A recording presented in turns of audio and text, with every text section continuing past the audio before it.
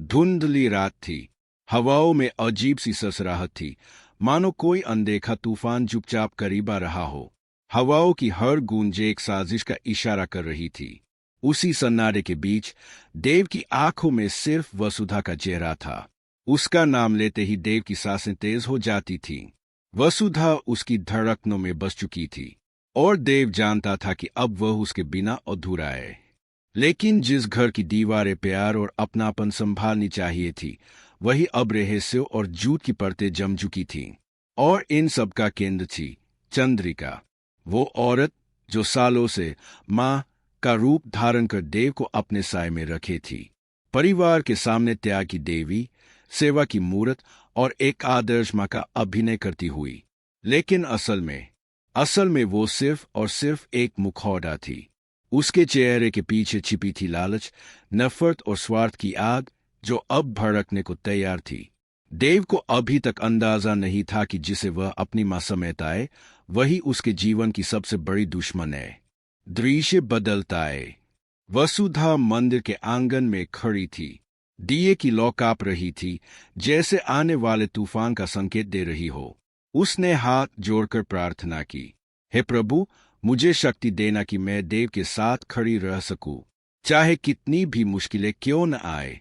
उधर चंद्रिका की आंखों में आग जल रही थी।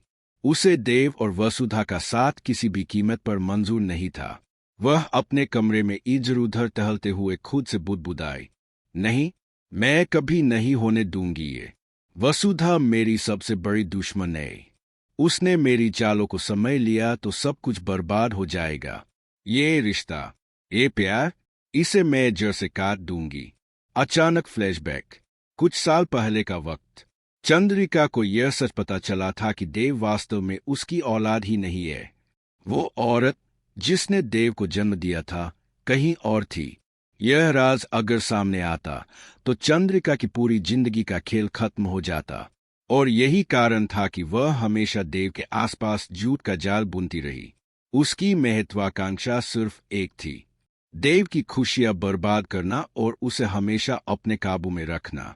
अब कहानी नए मोड़ पर थी। देव ने पहली बार चंद्रिका से सवाल किया, माँ, आपको वसुधा से इतनी नफरत क्यों है? वो तो मासूम है। आपने ही तो कहा था कि वह इस घर की बेटी जैसी है। फिर अब अचानक ये बदलाव क्यों? चंद्रिका की आंखों में नफरत चमक उठी, लेकिन उसने चेहरे पर मुस्कान लाकर कहा, देव, तुम नहीं समझते। वो लड़की लालची है।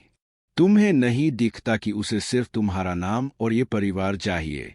वो तुमसे नहीं, तुम्हारी दौलत से प्यार करती है। देव सन्न रह गया, लेकिन दिल की गहराइयों से उसे यकीन था कि वसुधा वैसी नहीं है।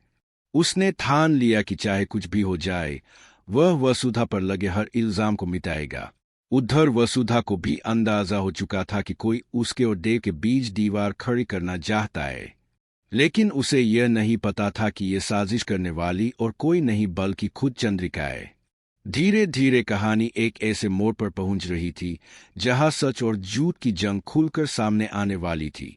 देव और वसुधा का प्यार जितना गहरा होता जा रहा था, चंद्रिका की नफरत उतनी ही जहरीली बनती जा रही थी।